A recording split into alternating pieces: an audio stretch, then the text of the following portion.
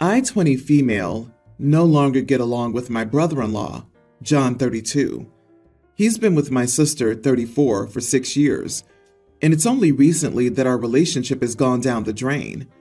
For some context, when John was 19, he and his ex-girlfriend, Jane, were having a baby. Unfortunately, the baby girl didn't make it. John and Jane broke up, but they meet up every year on the baby's birthday for lunch. Since meeting my sister, John also throws a small gathering for the family to come to. Obviously, none of us met the baby, but it's more for support since Jane moved countries and he doesn't have much family. When I was 16, my boyfriend passed away. It was very sudden, and nothing could have predicted it. One day he was there, the next he wasn't. I'm in therapy and grief counseling. The issue is that in the past 2 years, John had turned grief into a competition, which really hurts because I used to look up to him as a role model, especially when it came to grief and moving on. But he can't just let me be sad about my boyfriend. He has to bring up how his loss is so much worse. I want to clarify that I've never been in that position. I've never been pregnant or lost a pregnancy, so I can't pretend to know what that feels like, but I'm sick of him lording it over me. For example, last year, I lost my appetite, and John says, "When I lost my baby, I couldn't eat either, and I had lost a part of me. You just lost a person. You weren't connected, so it's not as bad." I'm invited to the party next month, but I told my mom and sister that I don't want to go and explained why. My mom and sister got very upset and said I was making a mountain out of a molehill and that I needed to put this pettiness behind me for John. They both said it would be douchey of me not to come. Am I the idiot? So John has turned his grief into an annual theatrical event and forces your entire family to attend as his captive audience. Sounds super performative and disgusting. Honey, you are not the idiot. He doesn't want support. He wants attention.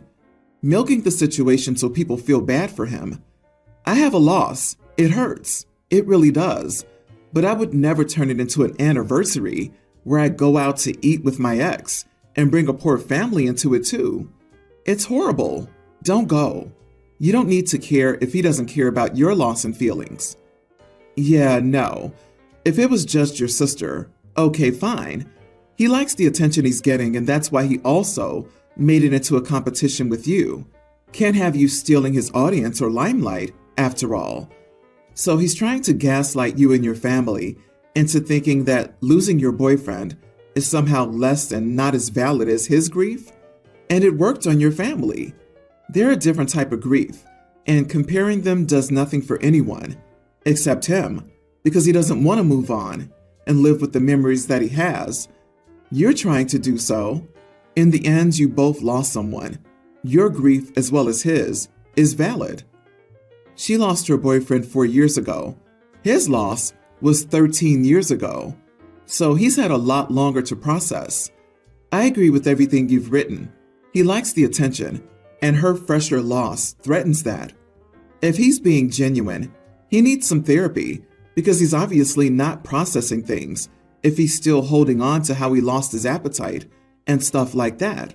That he isn't going, "I lost my appetite and I found something helpful," but instead is diminishing the validity of OP's experience is a big sign that he has some major issues to deal with.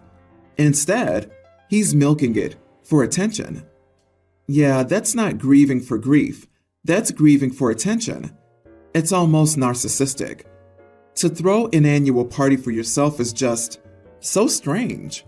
I know a lot of people with various losses in life, some devastating, and none of them do this. The most any do publicly is an annual Facebook post or something. I just want to know how close you are with your sister, because if you are close and you choose not to go, that could potentially really hurt your relationship with your sister. And you need to think if it's worth you not going, if that meant your sister could hold a grudge, even if you have a good reason not to attend. Freshman year was my worst year in school. I moved to a new town and was forced to rebuild my life. I had to go through being the new kid and wished I could return to my old home. A week into school, I met a group of girls. Alicia, teen. Cara, Lori, and Amber, teen. We had the same lunch period and spent time getting to know each other, and I thought I was officially part of the team. But after a few weeks, the only time we would ever talk was when they needed me to film a TikTok video, and they didn't bother including me in anything. Instead, they started making comments about my body and how I wasn't skinny like them. I was already feeling self-conscious, but they only made me feel worse, calling me ugly and saying that no guy would want to be with me. I went to the school for help, but they said they couldn't do anything without evidence.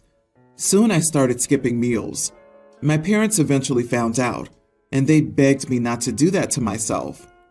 Finally, after months of being tortured mentally and physically by these girls and their other friends, I left the week before winter break.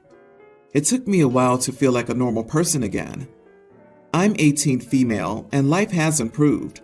I got accepted to university and was awarded a scholarship. I met an amazing guy, and we've started dating, and I've learned to love my body. My boyfriend and I are going to prom next week, and I'm so excited. 3 days ago, my mom and I went shoe shopping. While in the store, I heard laughing and chatter, but I ignored it. Then I heard someone say my name. I looked up, and I saw a girl walking my way. She said, "My name, is that you? What do you want?" She put on the fakest smile and started making small talk. At that moment, I recognized her as Lori, who bullied me the most. She told me she was surprised to see me and said, "I didn't know you had money to be here." The girls behind her giggled. I brushed it off. She then pointed to my thighs and reminded me how chunky they were. She then had the nerve to ask for my number so we could hang out again. I told her no. She looked at me confused. Why not? We used to be such good friends. I squinted and said, "Because why would I want to be friends with someone who bullied me into an eating disorder? You acted like I didn't exist until you wanted me to grab you something or film stupid TikToks." Lori looked shocked and said she did no such thing. I told her she was delusional, and I hoped she talked crap to the wrong person one day and got her butt handed to her. Her face went white, and she tried to redeem herself. I walked off and found my mom in another department. I told her what happened, and she was proud of me, saying one day karma was going to get to Lori and everyone who tormented me.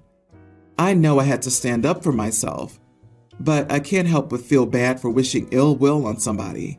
Please tell me, am I the idiot for embarrassing my bully? Not the idiot. Her head was so deep inside her own butt, she couldn't see that she was still a bully. Her comments about money and your body are proof she hasn't changed. I don't think she's ever been called out before. Good on you, OP. Truth hurts.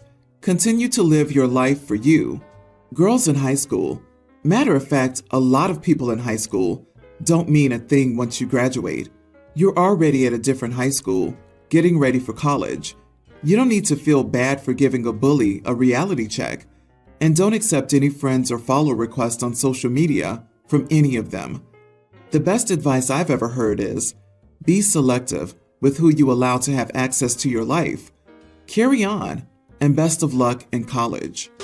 My 25 female best friend, Mark, 25 male, is getting married to his fiancée, Natalie, 25 female, in August. Natalie asked me to be her bridesmaid 2 months ago, and I gracefully accepted. Although I was kind of bothered that Mark didn't ask me to be a groomswoman, but I didn't voice it to them because I didn't want Natalie to get mad at me. Anyway, the past few weeks, we've been going bridesmaid dress and shoe shopping until the bride finds something she likes for us. She said we could pick the dress style as long as it's long and in lilac color. I don't like any of the stuff I try on since I never wear dresses, and I've never worn high heels either. All the bridesmaids found their dresses and shoes except me. Natalie has been assisting me in finding the right fit, yet I don't like anything. After looking, I decided to ask her if I could wear some platform shoes I have and a lilac tube top with wide tailored pants. She asked to see the look, and seemed to consider it at first, but then changed her mind and said no, dress and high heels. She said my look looked like a corporate office look, not a bridesmaid look. I explained to her that I hate wearing dresses and high heels, and I don't know why I should have to.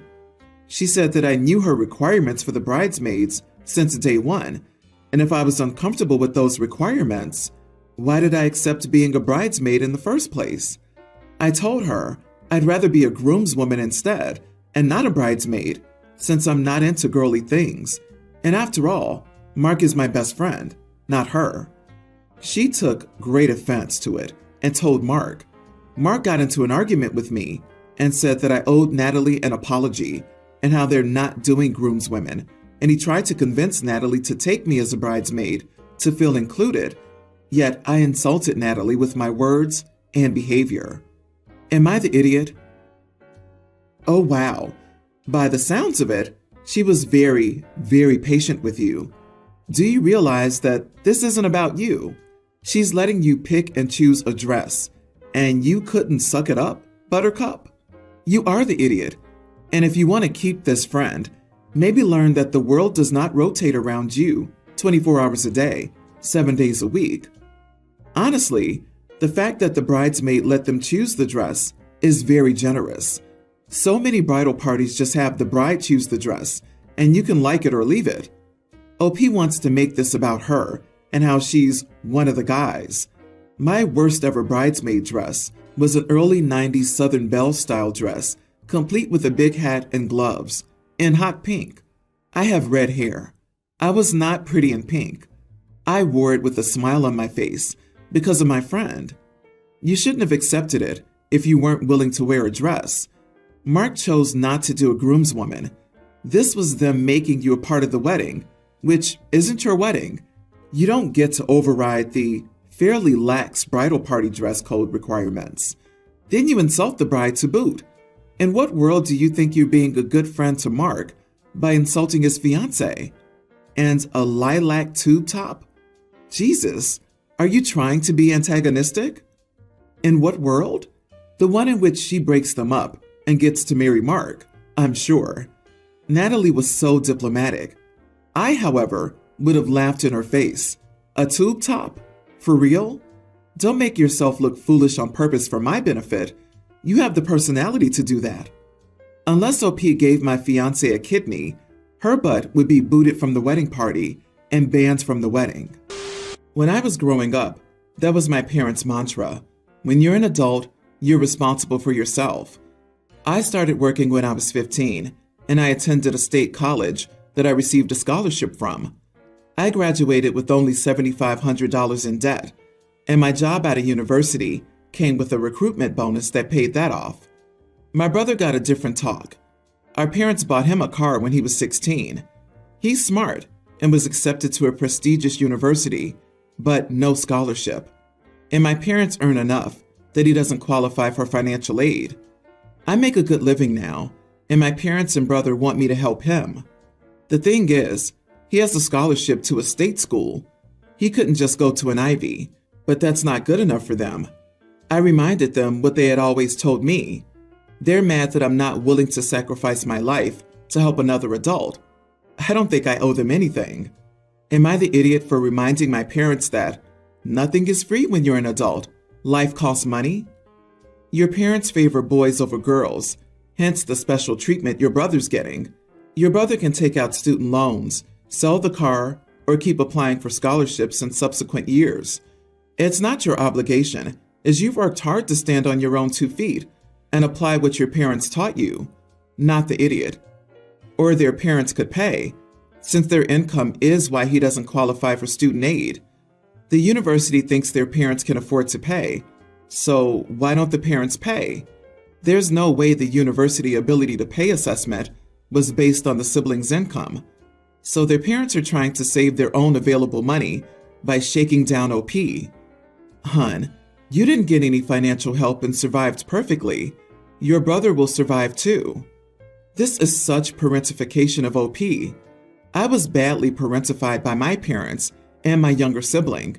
It resulted in a similar blurred line of my partner and me supporting my younger sibling and their partner's financial goals. Well, my sibling and their partner pulled out less than a year in, and we were left holding the bag. It was a nightmare. We were not financially strong enough to handle it, and it almost ended our marriage.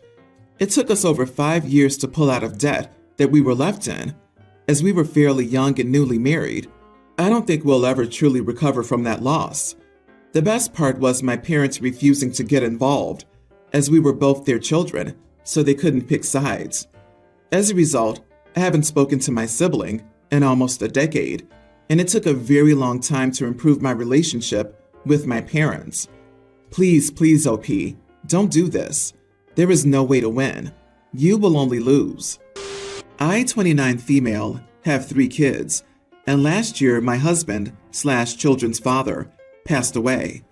I was a stay-at-home mom and always had been, so I had no idea where to start. I'd never had a job, and admittedly, I didn't even have my license. It was tough from every single angle, but in short, I needed help. So I decided to let my best friend, Jesse, 30 male, and his wife, Kim, 29 female, move into a spare room to help pay rent. I immediately went for my license, passed first try, and quickly got a job. During this time, my parents were helping with babysitting my kids. Thankfully, within 6 months, I had become comfortable with the adulting lifestyle. However, we were all still grieving heavily, as I never really gave myself time to process the loss of my husband. Nor did my babies really grasp that Daddy wasn't coming home, which made things much more difficult. So anyways, my roommates have been fine for the most part, but have recently started attempting to get me to party more, let loose and have fun. Things I'm still not even remotely comfortable with, and I've expressed this multiple times, and I don't really feel comfortable being around any guy while drinking. I'm working my way through that in therapy, started recently, but there's a long road ahead. Well, I picked my girls up from soccer practice yesterday and brought them out for ice cream. We got home around 6 p.m., and there were 4 or 5 unknown cars in my driveway, and I could hear the music blaring. I walk inside to find easily 10 plus people, mostly men, drinking, dancing, and partying with my roommates. I immediately turned off the music and told everyone to leave. My roommates called me a poor sport and said I needed to let go. Between them having strange drunk men and me in my husband's home, around my girls, and not respecting my boundaries on no partying in general, I decided to evict them this morning, where I had a lease already drawn up stating that I could evict them at any time with a week's notice. I only gave them 7 days to be out, and I was within my rights to do so. They're saying I'm an idiot for blindsiding them after all they've done for me, but them having drunk guys in my house around my daughters without even asking, knowing what I went through, was not a situation I will ever forgive. Am I the idiot? Not the idiot. No, they deserve it. Plus, when you confront them, they still show no remorse. What a bunch of dummies. Ignoring everything else, they threw a party with drink in your house where your children currently were, without your consent? Disgustingly entitled. OP, make sure you change the locks the same day they leave, regardless if they give you back their keys. Also, if they have any access to apps, including passwords like Prime Plus, etc., that you pay for, make the necessary updates to remove them and change the passwords. If you have any small valuables, I'd suggest making sure they're somewhere safe. Not to insinuate your former friends would steal, but angry people sometimes do stupid stuff. Everyone's the idiot here. You suck, because once you opened your doors and drafted up a lease agreement for them to live there, it became their house too. They suck for partying when you made it clear that you will not tolerate it. You should give them more time to find a place to live. Moving from one residence to the other can be extremely stressful, and it sounds like they probably have done a lot for you during your time of need. I agree, and in many states, never mind countries besides the US, it's not valid for a lease to have a shorter termination provision than whatever notice the legal eviction process is. Where I live, you have to give a tenant at least 30 days to move out. Also, if she didn't discuss house rules before letting them move in, she's definitely the idiot. However, the roommates knew her and should have known this sheltered young mom with 3 kids was not the place to crash if you want a party.